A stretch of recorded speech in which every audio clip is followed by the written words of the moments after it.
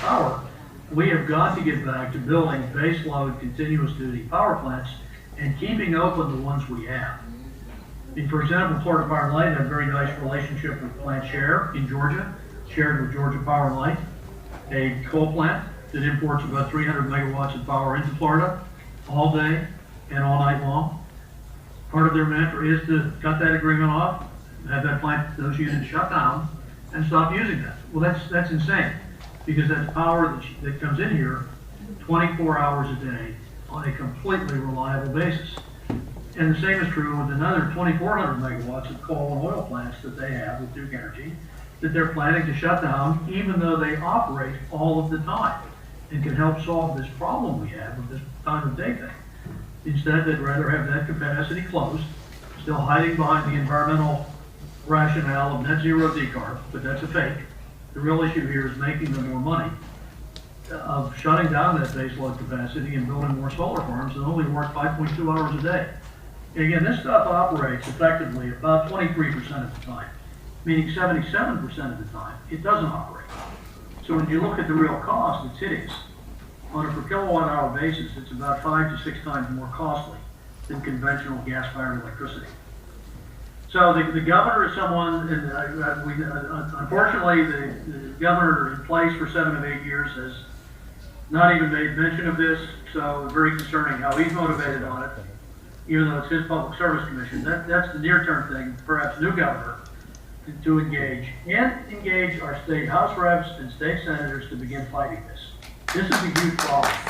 And by the way, our Republican Party in Florida is now swimming upstream on this topic against the wishes of the administration, who have spoken very clearly against intermittent, part-time, non-reliable energy sources such as solar and wind, removing the incentives on them. The administration, through the Big Beautiful Bill, has just removed the incentives on this type of power at 2027. They're gone because of the danger that these systems apply to the U.S. and its national security of having mass shortfall of electrification. You can't have industry, you can't have AI, you can't have steel plants, chemical plants, car plants, cement plants, paper mills. You can't have any of that when you don't have enough full-time, 24-hour-a-day electricity to run these kinds of facilities, let alone AI. So, let alone AI, yes. Yeah, now this is, by the investment community, this is understood. Even Larry Fink and Jamie Dimon have spoken out that, well, for the AI, guess what? We need power plants that run all of the time. Well, so do average human beings because they're cheaper. Power plants that run all the time, that are very, very large, are far, far less costly for human beings and their needs, which are night and day for power, along with other industry and manufacturing that entirely relies on electrification, not just AI.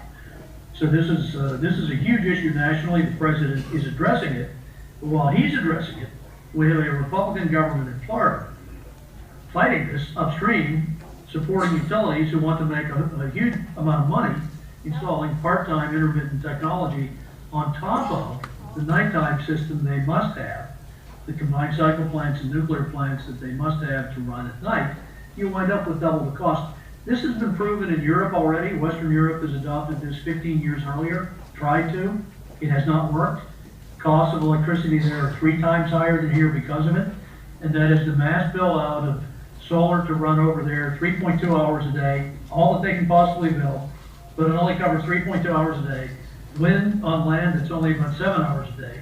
They've spent billions and billions on this, and now electricity rates in the UK and Germany are 4 times higher than here. Well, this laboratory experiment has been tried. We are headed to the same place if we let this happen. If we let FPL, Duke Energy, and TECO continue to solarize Florida, we will be in that cost place, and I can guarantee that. And you're seeing in the next 4-year rate application by FPL, they're headed there. This is a gigantic, gigantic rate increase to fund this nonsense, and then wind up with a shortfall of early morning winter and late afternoon electrification in the summer for the state, and no ability to support emerging industry for population growth. So it's a tragedy, and this great organization is about the tactical ways more to, get in front of acquiring the power to make the right decisions. But this one thing in our state is so essentially critical now and becoming a train wreck. This building of only solar farms by the utilities, and I thought useful for the team and the Reclaim campaign to look at as a weapon to use to continue to win elections.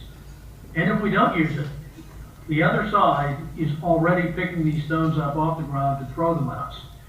Because if you look at the interveners on this rate case by FPL, 8 of the 9 major interveners complaining about this rate case, guess who they are? Left-wing, Democrat-funded organizations picking the rock up off the ground that we're creating and throwing it back at us. They're using the wrong reason. They're blaming fossil power. But the rate increases are all about... The rate, once citizens start feeling the rate increase, particularly many of citizens in Florida that are on fixed incomes, this plus the insurance debacle that has happened, Yes. You know, this is affecting a great segment of our population. And now is the time to get active and do something. Yeah. So let's wrap this up because we're nearing the end of our time, but how can people get active on this topic if they choose to, reach out to you? What's the best avenue? Well, you can find my information on this at Getter, Truth Social, and X at Dave Walsh Energy. But I would encourage, again, writing the Public Service Commission to the office of the clerk. We'll distribute that email address and the docket number for this FPL rate case. Okay. But also stay in front of your state house reps, your senators, state senate candidates, and any gubernatorial candidate that comes along in Florida to throw their bodies in front of this topic. Because what's going to happen? You know, we've had one-party control in this state for a long time, 25 years. This is going to be used against us in coming elections, big time. The fact that under our leadership, we've allowed electricity rates, like where I live here in Central Florida, to go up 42% in only 8 years. Yes. And what's going to happen in the FPL territory is another 42% in the next 4 years to pay for this nonsense. This weapon will be used against us in the ballot box by the other side. It's very concerning because to an extent, we have overseen executing on this. Yep. It's very, very sad moment. Yeah. All right. Well, thank you very much. Thank you for this presentation, and I'm sure we'll cross paths some other time, David. Okay, thanks for the good brief. Thank you, David. And our prayers go out to your family.